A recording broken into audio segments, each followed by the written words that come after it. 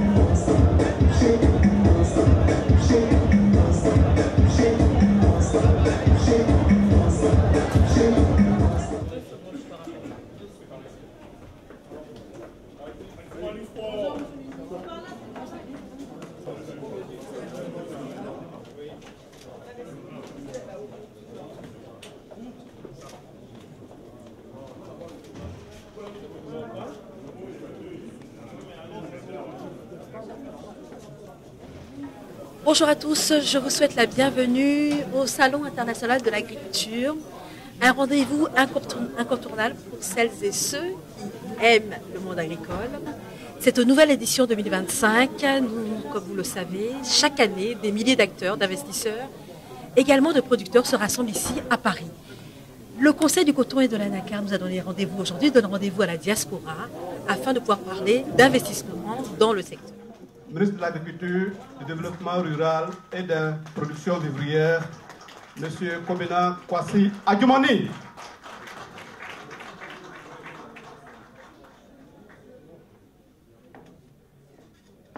Il salue les officiels de...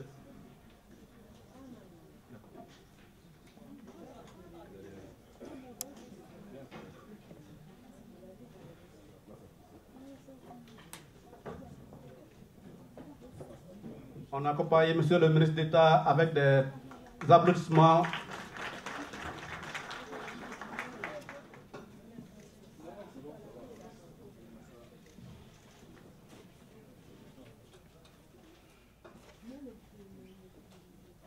Son Excellence, M. Abou Dosso, ambassadeur de la Côte d'Ivoire après le Royaume de Belgique, le Grand-Duché de Luxembourg et l'Union européenne. Madame Carla Montesi, directrice à la Direction générale des partenariats internationaux. Mesdames et Messieurs les présidents du conseil d'administration des organisations de filières agricoles, bienvenue à la session d'information sur les potentialités et opportunités d'investissement dans les filières coton et anacarde qui a pour thème investir dans les filières coton et anacarde en Côte d'Ivoire. Quel créneau pour la diaspora ivoirienne. Donc, la cible de cette activité est la diaspora ivoirienne. J'aimerais qu'on salue leur présence. Veuillez lever la main ceux qui sont de la diaspora, merci beaucoup pour votre présence parmi nous ce matin. Distingués invités, mesdames et messieurs, en vos rangs, grades et qualités, tout protocole observé, la session d'aujourd'hui a pour programme le mot d'ouverture de M. Kobena Kwasi Agbani, ministre d'État, ministre de l'Agriculture, du Développement rural et des productions vivrières. Par la suite, nous aurons l'intervention de M. le directeur général du Conseil du coton et de la NACAD, M. Mamadou Berté, pour nous situer le cadre dans lequel se situent les activités des filières coton et anacarde. Donc, il fera une présentation des performances et potentialités des filières coton et anacarde en Côte d'Ivoire.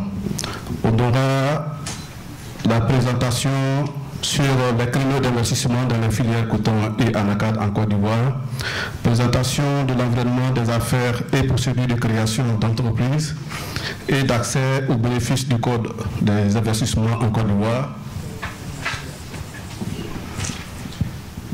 la présentation du cadre de coopération avec l'Union européenne et instruments de financement de la chaîne de valeur anacarde. On aura par la suite les mots de remerciement. Donc, sans plus tarder, nous allons vous demander de saluer Monsieur le ministre d'État pour son intervention.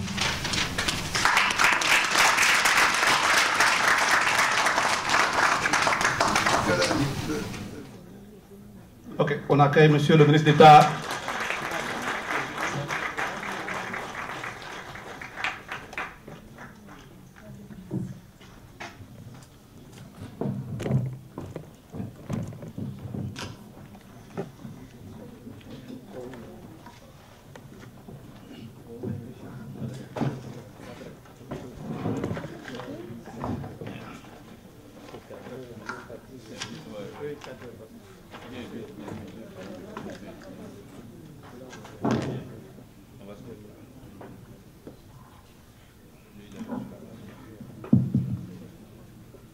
Merci.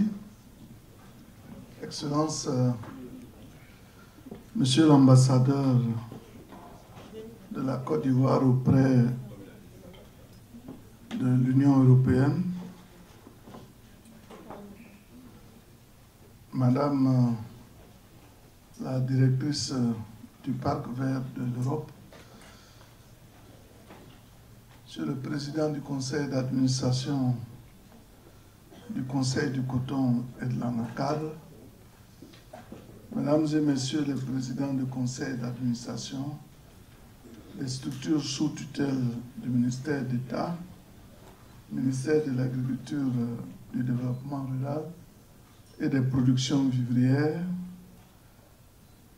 Mesdames et Messieurs les présidents des interprofessions agricoles,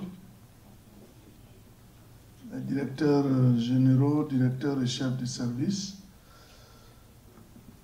je suis très honoré d'être une fois de plus avec vous après la séance de ce matin et vous dire combien nous apprécions votre participation à cette importante rencontre. En particulier, tous ceux qui ont fait le déplacement à Paris pour assister notre direction générale du coton et de l'anacarde.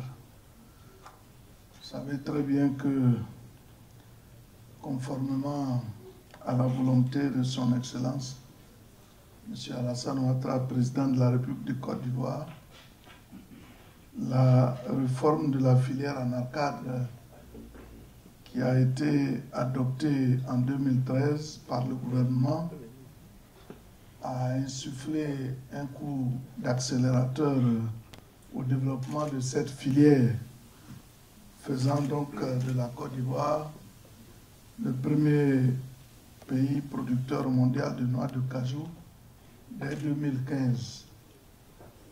Et donc la production, j'ai pu vous le dire, est passée de 500 000 tonnes en 2013 à 1 200 000 tonnes en 2023. Aujourd'hui, avec les aléas dus au changement climatique, c'est vrai qu'il y a du désastre qui est perpétré, mais cela n'empêche pas à notre pays d'être toujours leader en la matière. Donc les défis de production et de l'organisation des acteurs ont été relevés grâce à ces réformes-là. Quant à celui de la transformation, nous en avons parlé ce matin et je crois que le DG va vous en parler davantage. Des efforts restent à être consentis et des investissements importants sont nécessaires pour le relever. Le coton et l'anacarde sont deux cultures phares de notre agriculture et représentent une opportunité immense pour notre pays. Ils sont porteurs de prospérité et surtout de développement pour nos petits producteurs. C'est pourquoi nous devons œuvrer ensemble pour renforcer ces filières. Ces matières premières ont encore un potentiel sous-exploité. Trop souvent, notre coton et notre anacarde quittent nos frontières sous forme de fibres ou noix brutes, limitant ainsi les opportunités de création de richesses sur place. C'est pourquoi je tiens à insister sur la nécessité pour nos industriels de valoriser davantage ces produits. Nous devons encourager la transformation locale du coton et de la noix de cajou. Une telle démarche permettrait non seulement de créer de la valeur ajoutée, mais aussi d'améliorer considérablement les conditions de vie de nos petits producteurs en leur offrant des débouchés plus rémunérateurs et stables. La transformation locale par la création d'emplois dans les usines aura donc un impact, je dirais, direct sur nos communautés rurales et également sur notre économie nationale.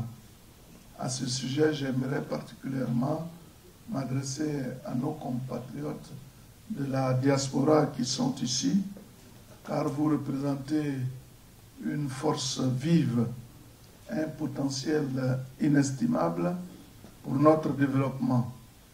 Et en tant qu'Ivoirien vivant à l'étranger, vous avez acquis des compétences, des ressources et des réseaux qui peuvent grandement contribuer à l'essor de nos filières agricoles.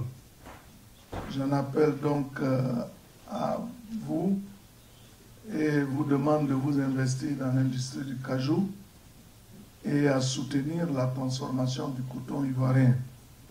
Votre soutien et vos investissements sont nécessaires pour bâtir une Côte d'Ivoire autosuffisante et compétitive sur les marchés internationaux. Le gouvernement, quant à lui, ne ménagera aucun effort pour vous accompagner en mettant bien sûr en place des cadres favorables pour que vos investissements soient fructueux.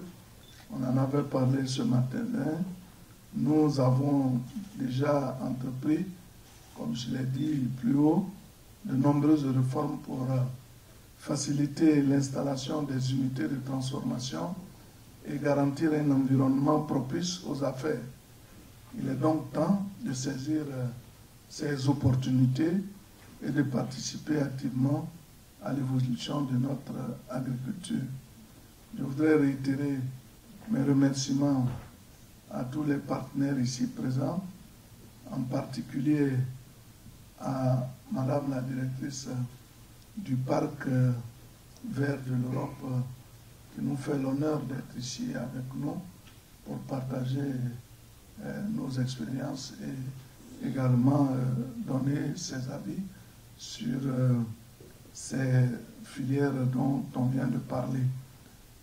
Et il est donc pour nous l'occasion de vous demander de fournir des efforts et permettre des postes, des portes à davantage de transformation locale et de développement durable pour nos communautés.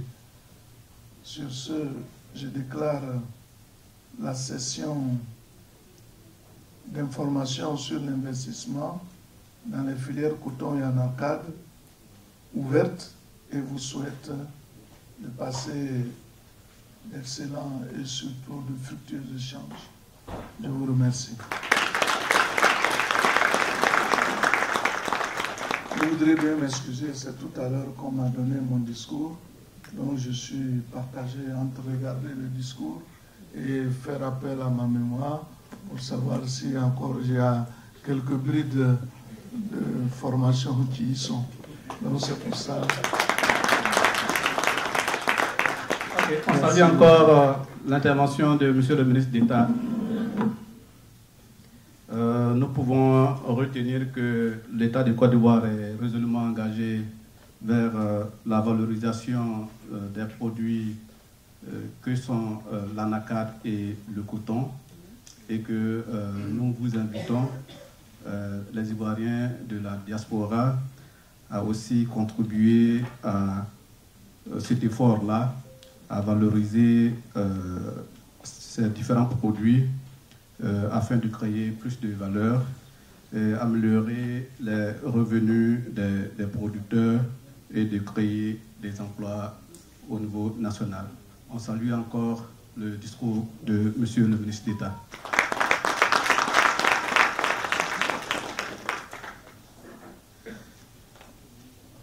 Nous allons continuer notre démarche.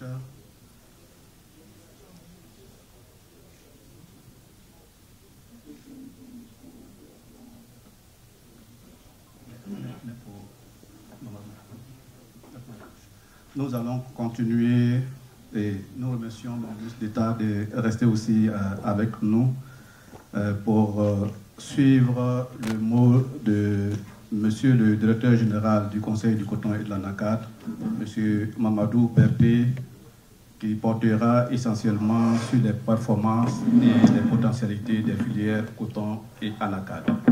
Monsieur le directeur général, vous avez la parole.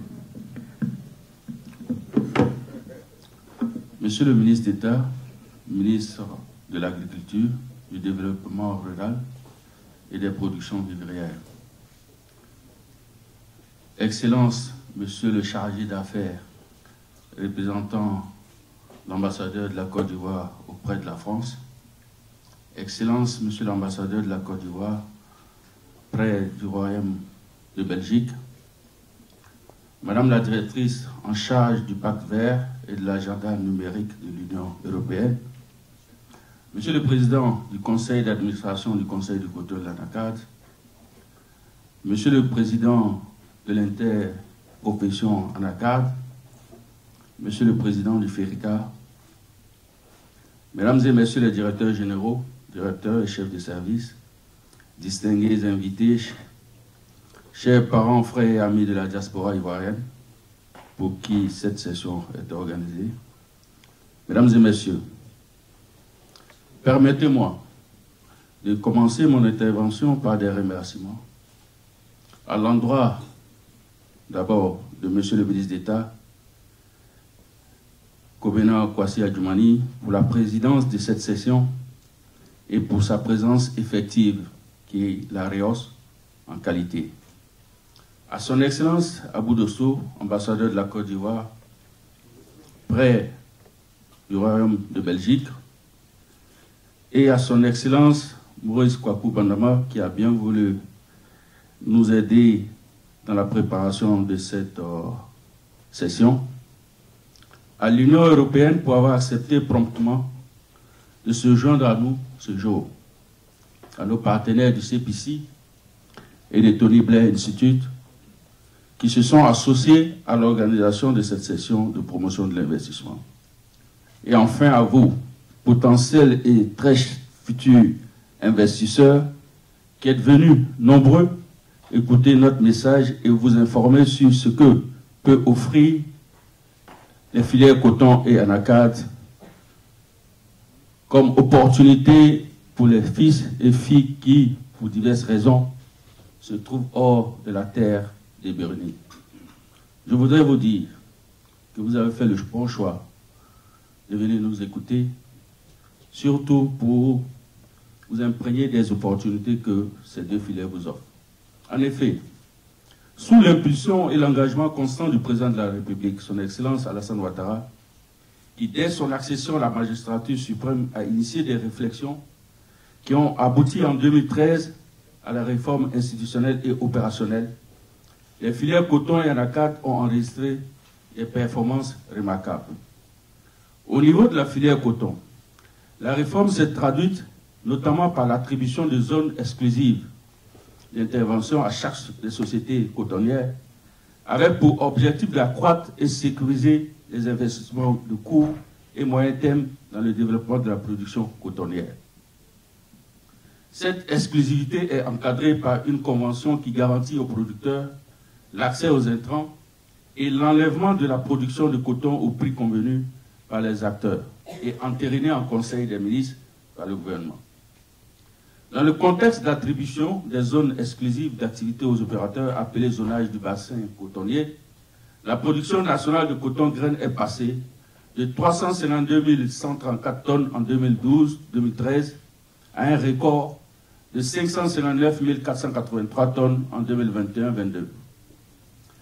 Bon an, mal an, la Côte d'Ivoire se maintient entre la 3e et la 4e place des pays africains producteurs de coton.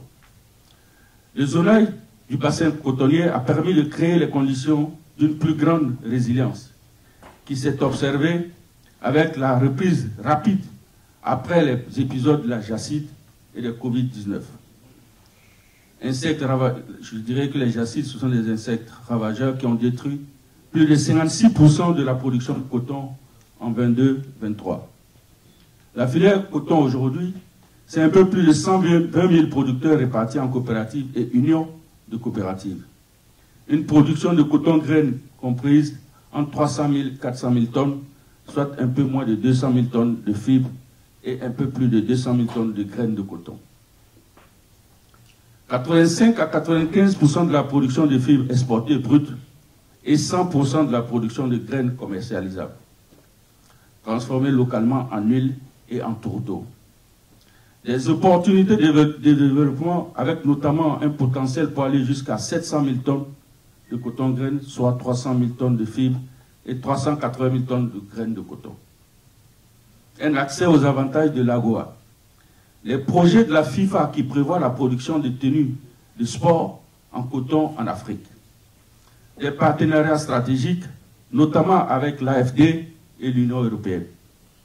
Un engagement indéfectible du gouvernement qui date des indépendances et qui s'est accru avec les gouvernements successifs de son Excellence, M. Alassane Ouattara. Pour ce qui concerne la filière anacarde, la réforme a mis en place un dispositif de conseil agricole dédié pour accroître la production et la qualité des noix. Une nouvelle organisation de la commercialisation des noix brutes par plus de traçabilité, de transparence et de revenus pour les producteurs. Et enfin, engager la filière dans la transformation locale pour la création de valeur ajoutée et d'emplois.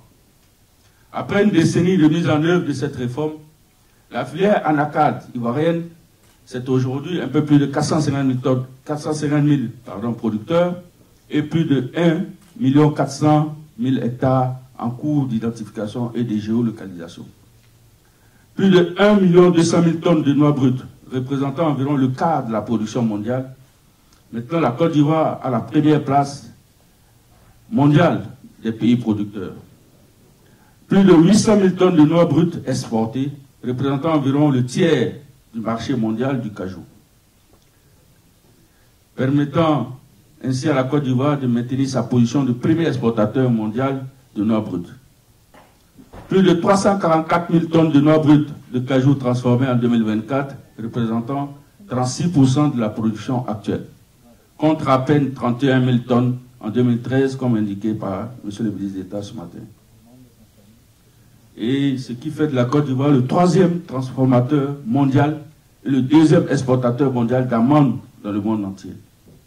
Des opportunités de développement avec notamment un potentiel de croissance de la production de 3 à 6% par an, plus de 60% de la production encore exportée à l'état brut, un potentiel d'accroissement de la consommation mondiale guidé par de nouvelles exigences alimentaires axées sur la diététique.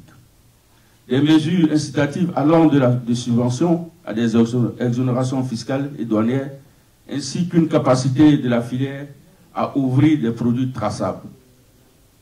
Des infrastructures structurantes, zones industrielles dédiées, centres de valorisation des coques, capacités de stockage et des centres de recherche dédiés à l'anacarde. Afin de continuer de promouvoir l'excellence dans les deux filières, le Conseil du coton et de l'anacarde s'est doté d'une stratégie de durabilité et de protection des écosystèmes. Mesdames et messieurs, ce sont toutes ces opportunités que nous vous invitons à explorer pour en tirer profit. Les performances remarquables de la filière anacarde ivoirienne ces dernières années ont été en grande partie guidées par la stratégie d'attraction des investissements qui a attiré de nombreux opérateurs internationaux, de sorte que 90% du volume transformé est le fait de multinationales. La vision 25-30 de la nouvelle direction du Conseil du coton et de l'anacarde qui s'inscrit dans la volonté du président de la République est de créer des champions nationaux et d'accroître la part de ces nationaux. Chers parents,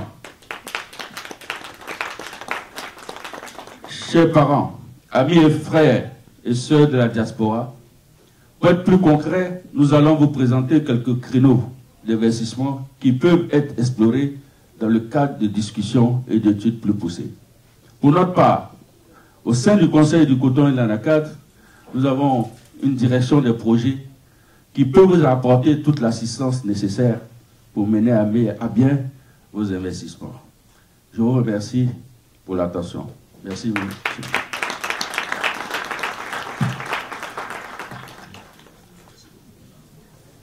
Merci, Monsieur le Directeur Général du Conseil du coton et de l'anacarde, pour votre présentation sur les performances et les potentialités des deux filières. Encore une fois, merci à vous, Monsieur le Directeur Général. Je me souviens, la semaine dernière, nous étions tous à Dubaï lors de la conférence mondiale sur le cajou et les mêmes potentialités, vous les avez présentées. Vous avez également présenté le contexte de la filière pour dire que aujourd'hui, pour la filière cajou, nous passons résolument de pays exportateurs de brut à pays exportateurs d'amandes de cajou. Et vous avez également invité tous les industriels qui veulent s'assurer d'avoir de la matière première sur le long terme, de s'installer également en Côte d'Ivoire et de contribuer au développement économique du pays. Merci encore, Monsieur le Directeur Général. Et nous allons continuer. D'accord. On salue encore Monsieur le ministre d'État, ministre de l'Agriculture, du Développement rural et des productions vivrières pour sa présence parmi nous cet après-midi et son soutien également aux deux filières coton et anacarde. On peut continuer à l'ovationner. Voilà. Il salue les acteurs directs de la filière anacarde et son Excellence, Monsieur l'Ambassadeur et les autres acteurs pour leur dire au revoir.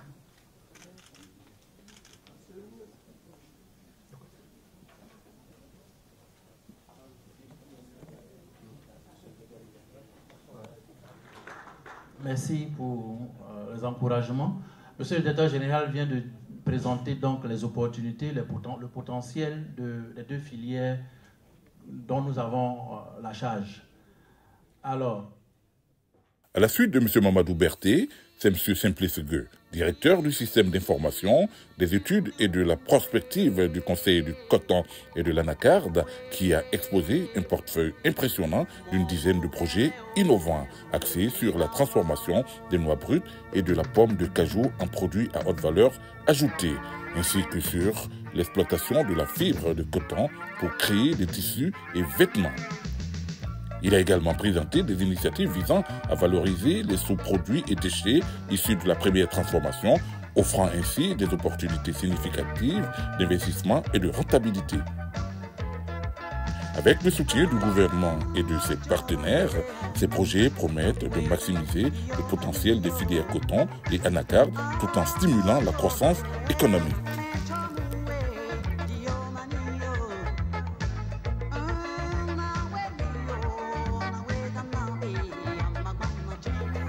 Après avoir exploré les opportunités de projets concrets, nous allons maintenant élargir notre perspective et examiner le cadre plus vaste de la coopération entre la Côte d'Ivoire et l'Union européenne. Pour nous éclairer sur les instruments et les stratégies mises en place pour favoriser les investissements, nous avons eu l'honneur de recevoir deux intervenants de marque.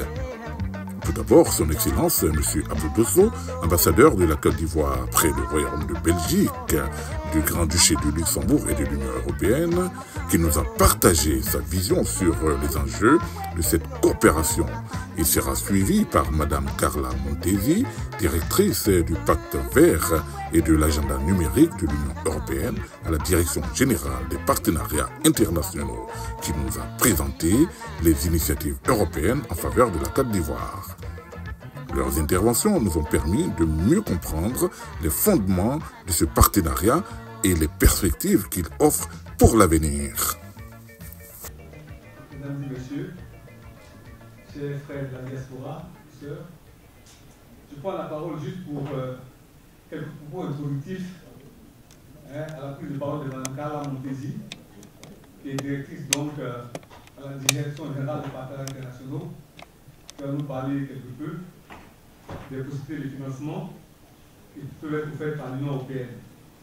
Je voudrais présenter quelque peu le cadre de coopération que nous avons avec l'Union européenne, parce qu'il y a beaucoup de fantasmes. Beaucoup de gens pensent que l'Union européenne en tant que telle est une banque. Ce n'est pas le cas.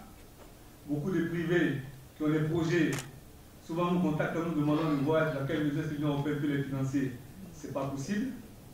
L'Union européenne, donc, comme vous le savez, c'est une institution d'un ensemble de pays européens, évidemment qui se sont mis ensemble, qui ont créé une espèce d'union économique, qui devient de plus en plus politique, et qui dans ce cadre ont des relations avec donc certains pays. L'accord qui nous lie à l'Union européenne, c'est l'accord de Samoa. C'est un accord de partenariat qui lie l'Union européenne, donc qui est constitué de 28 pays de l'Union européenne, aux 79 États d'Afrique, Caraïbes, Pacifique, dont la Côte d'Ivoire. Et donc cet accord, qui a été signé le 15 novembre 2023 à Samoa, est entré donc en application provisoire depuis le 1er janvier 2024. Il réaffirme un ensemble de principes, de valeurs qui nous lient à l'Union européenne, mais en même temps il a corrigé, il se différencie de l'accord précédent par quelques modifications que je voudrais vous rappeler. Dans l'accord de Cotonou, qui était l'accord qui précédait l'accord qui est en vigueur actuellement, il y avait un ensemble de protocoles, des protocoles importants qui permettaient donc de traiter un certain nombre de produits agricoles. Et les produits agricoles qui ont largement bénéficié de ces protocoles. Le coton en fait partie, le cacao en fait partie, il y avait des protocoles spéciaux pour le sucre, en fait partie, pour la banane, etc. Donc évidemment, ces filières ont pu être soutenues justement en tenant compte de, comment on appelle ça, du rôle traditionnel qu'ils jouaient dans l'économie européenne. L'Union européenne, s'ouvrant de plus en plus, avait effectivement vu que ces filières qui venaient de ces pays Afrique, Caraïbes, Pacifique avaient des difficultés à suivre la concurrence et donc avaient décidé ces programmes spécifiques, non seulement pour leur accorder quelques privilèges spécifiques, mais ensuite aussi pour soutenir ces filières, pour leur permettre d'être à niveau. Mais ces protocoles ont disparu dans le nouvel accord. Et ça, c'est bon que les gens le sachent. Ces protocoles ont disparu sous la forme sous laquelle ils existaient. de sorte qu'aujourd'hui, nous n'avons plus ces protocoles. Première modification. Deuxième modification importante, qui est substantielle, c'est que dans l'accord de Cotonou, le cadre financier était intégré dans l'accord, qu'on appelle les fonds européens de développement, dont le dernier était le 11e FED. Il n'y a plus de fonds européens de développement. Donc il n'y a plus de cadre financier inclus dans l'accord. C'est quand même bon à savoir. Mais bon, les choses ont quand même évolué dans un certain sens, parce qu'il y a un nouvel instrument financier, qu'on appelle l'instrument du voisinage et développement de la coopération internationale, qui existe, qui n'est plus directement lié au cadre financier, mais qui est un instrument qui est lié au budget de l'Union européenne, qui donc, évidemment, ici suit toute la rigueur et tout le contrôle parlementaire, comme les autres ressources de l'Union européenne. Et donc ça, c'est quand même une modification importante. Il y a aujourd'hui, dans le nouvel accord, des protocoles qu'on appelle les protocoles régionaux. Il y a un protocole Afrique, un protocole Caraïbes, un protocole Pacifique. Et donc, à part ces quelques modifications, on peut dire que globalement, le dispositif financier demeure le même, parce qu'il permet de faire des interventions au niveau des pays. Donc il y a un programme, comment on appelle ça, pluriannuel avec la Côte d'Ivoire, qui permet de faire des interventions au niveau de la région aussi. Le niveau d'intervention qui était le niveau mondial, qui était géré à Bruxelles par donc, les ambassadeurs ACP et l'Union européenne, ce niveau pour l'instant n'existe pas. C'est d'ailleurs ce niveau-là qui permet de financer actuellement, le financement qui est en cours sur le CASU, qui est donc un programme 4 de chaîne des valeurs de l'OACP-UE. C'est ce niveau intra-ACP qui avait permis de le financer. Dès lors, il n'existe plus. Mme Carla nous dira quels sont les éléments qui se substituent à ce cadre, parce qu'effectivement, ce cadre n'existe plus. Mais cela dit, ce n'est pas perdu. On a un cadre national qui permet effectivement aussi d'adresser, en fonction des priorités qui sont identifiées, d'adresser les besoins qui sont les besoins des filières. Donc voilà globalement donc, le cadre que je voulais vous présenter. Je vous dis qu'effectivement les choses ont quelque peu évolué. C'est vrai, la Banque européenne de développement existe toujours. Elle s'appuie pour donc son cadre juridique sur l'accord de Samoa. Elle continue effectivement de déterminer dans les pays selon les modalités les mêmes. C'est vrai avec quelques priorités qui ont été actualisées en fonction de l'évolution des choses. L'accord de partenariat économique qu'on avait signé sous l'ancien l'accord de Cotonou continue d'avoir donc sa base sur l'accord de Samoa. Donc voilà quelques mots que je voulais vous dire. Et maintenant inviter Mme Carla Montesi, donc de la direction des partenaires internationaux, à venir vous dire les instruments qui sont disponibles et la façon dont la filière peut être donc adressée. Merci beaucoup.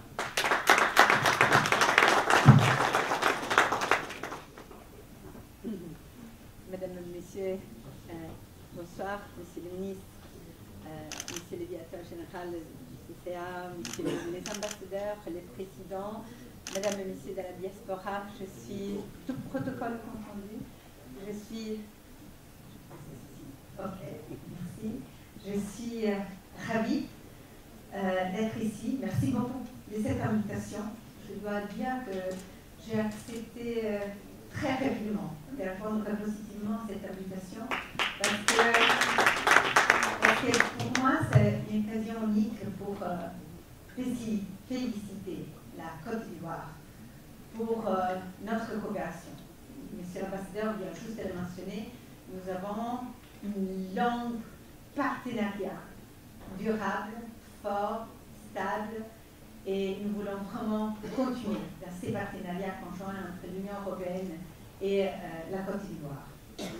C'est aussi une occasion unique pour féliciter la Côte d'Ivoire pour le développement de la filière ANACAR. Et dans mon intervention, je vais me limiter à mentionner la filière ANACAR. Il y a juste 20 ans, cette filière n'existait pas.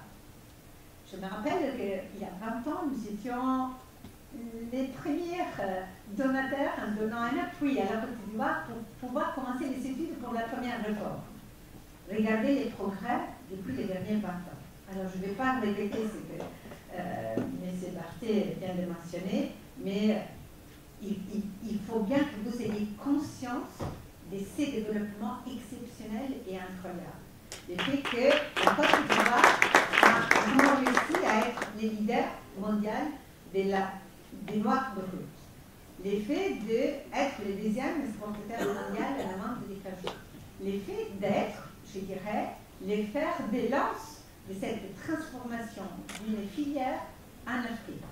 Je suis sûre qu'aujourd'hui, la Côte d'Ivoire est en train d'être les modèles qui beaucoup d'autres pays pourront suivre et suivre également dans la région que nous connaissons vivre une situation très critique. Donc, encore une fois, toutes mes félicitations parce que ces développements exceptionnels, ces progrès ne peuvent qu'être liés à un engagement fort et déterminé de la part du gouvernement. Alors, de ma part, je voudrais juste souligner que dans ces partenariats forts et stables que nous avons avec la Côte d'Ivoire, nous avons depuis un certain nombre d'années soutenu également les développements de la filière.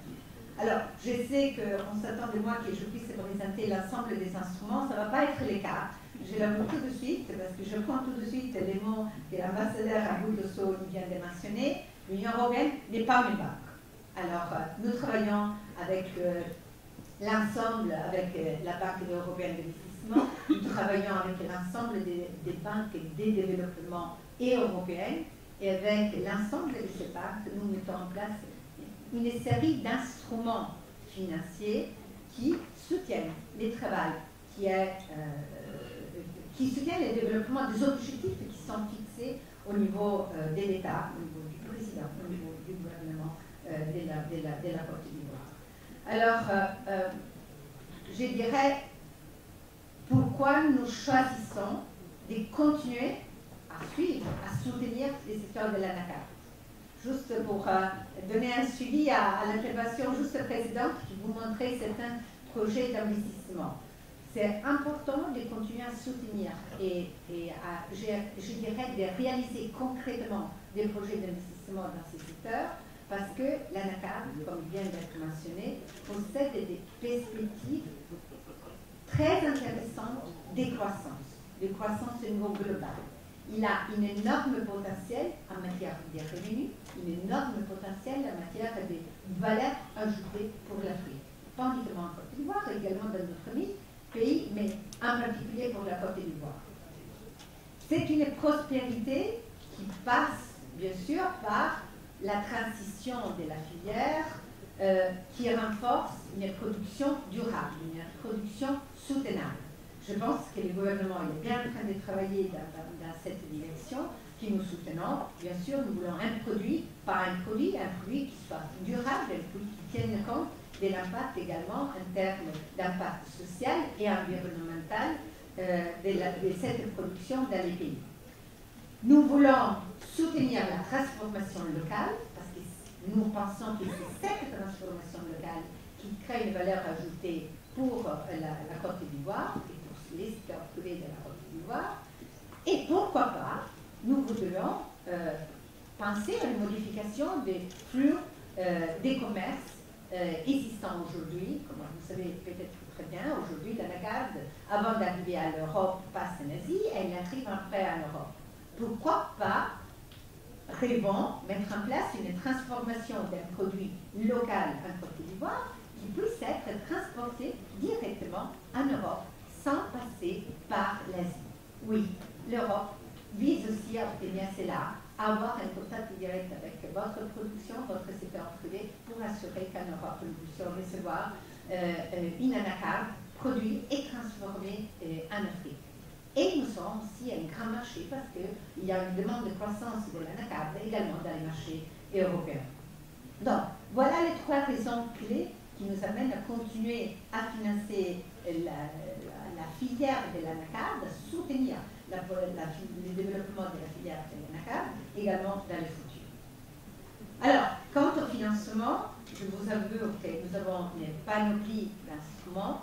Il y a certains instruments qui visent à financer, par exemple, à travers de l'assistance technique, à travers la mise en place de l'expertise, à soutenir les processus de réforme que les pays viennent de lancer. Tout à l'heure a été bien mentionné, par exemple, la nécessité, tout l'environnement du secteur privé qui a été mis en place. Ça a été mentionné, les réformes qui ont été mises en place dans les pays depuis 2013. Aujourd'hui, c'est qu'il est nécessaire de renforcer ces réformes, d'accroître le niveau des études et des analyses, par exemple avec des études sur les prix, des études sur la répartition de la valeur ajoutée, des études qui visent à voir là où situer plutôt la production dans les pays pour ne pas avoir un impact. Un autre élément très important pour le développement de la filière coton en Côte d'Ivoire est également le renforcement des capacités. Et donc, pour cela, nous avons financé des programmes comme CASH, qui est financé par l'Union européenne et mis en œuvre par la GIZ, qui vise à, comme un des objectifs prioritaires, le renforcement des capacités. Donc, par exemple, ce programme a mis en place les Master Training Program de l'Alliance pour les cajous africains, qui arrive à sa 20e édition, où nous finançons encore, par exemple, la création des soutiens au Centre d'innovation et de technologie du cajou, également en Afrique. Donc, ce sont des financements qui visent au renforcement des capacités africaines pour le développement de cette filière. À côté de cela, nous sommes aujourd'hui en train de parler d'investissement. Il est vrai qu'au moment où on privé de la Côte d'Ivoire, de la diaspora, promouvoir des investissements également européens, et nous avons en place, je dirais, pas uniquement de la Côte d'Ivoire, mais au niveau du continent, plusieurs instruments financiers qui peuvent dérisquer, qui peuvent réduire les risques quand nos institutions financières sont en train de mettre en place ou de financer un projet d'investissement dans ces domaines. Je peux mentionner des projets concrets, juste pour vous dire qu'ils ne sont pas uniquement des mots, ça s'est traduit par des projets de financement concrets. Je parlais tout à l'heure du programme comme Cachot, qui est un programme de 26 millions d'euros mis en place par la GIZ. C'est le programme au-delà du renforcement des capacités institutionnelles, mais on prévoit également l'existence d'un fonds de contrepartie qui fournit des petites subventions au secteur privé pour des produits, pour des projets tout au long de la chaîne des valeurs. Aujourd'hui, environ 45 entreprises dans 12 pays différents dans la région ont déjà obtenu un financement concret spécifique pour leur projet d'investissement. J'ai un exemple pour la Côte d'Ivoire, c'est l'entreprise ivoirienne Établissement Canin Agri qui a effectivement reçu un appui financier pour son projet. Au-delà de ces, je dirais, fonds de contrepartie mis en place par le programme comme Cachou, nous avons également mis en place des projets de financement innovants, comme les projets Agrify, donc les financements des projets d'agriculture, qui par exemple ont financé dans le domaine de la filière du cajou, ont permis le financement d'un prêt de 6 millions d'euros à l'entreprise Cajou Espoir pour les capitales d'investissement de certaines usines de transformation au Togo. Je prends l'exemple du Togo, mais des projets similaires peuvent être également envisagés pour d'autres pays. Ou je parle de notre projet d'investissement comme notre initiative, notre fonds ABC Fund, c'est le fonds, qui a permis par exemple au Burkina Faso de financer un prêt de presque 5 millions d'euros à l'entreprise Anatrans pour ce qu'on appelle les working capital, toujours pour la noix de cajou. Nous avons également d'autres, je dirais, nouveaux instruments financiers qui visent la mise en place des garanties qui ont comme objectif de pouvoir soutenir les banques européennes d'investissement, y inclus la BEI, afin de couvrir les risques. Je ne vous cache pas, les banques sont très timides dans le financement des projets d'investissement dans le domaine de l'agriculture, parce qu'ils sont des projets très risqués. Voilà, la mise en place de ces systèmes de garantie vise effectivement à financer et à soutenir des projets d'investissement dans le domaine de l'agriculture, couvrant également la filière de l'anacarde. Voilà, je m'arrête là, je voulais juste un mot de conclusion, de nouveau réitérer l'engagement de l'Union européenne de pouvoir continuer ce soutien au développement de cette filière. Nous pensons vraiment qu'un travail commun de l'ensemble des parties prenantes, gouvernement, secteur privé, de la société civile, des différents producteurs, c'est ces travails en commun qui peuvent apporter, qui peuvent garantir une véritable transformation.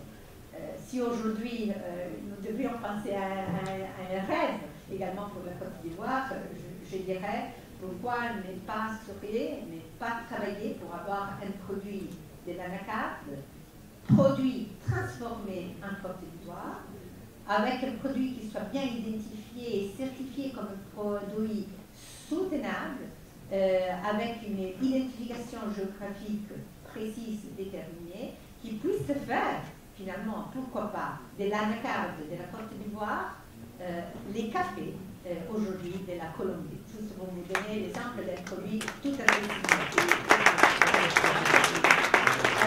Je pense qu'un travail ensemble entre le gouvernement avec les forces soutiennes de la diaspora peut effectivement permettre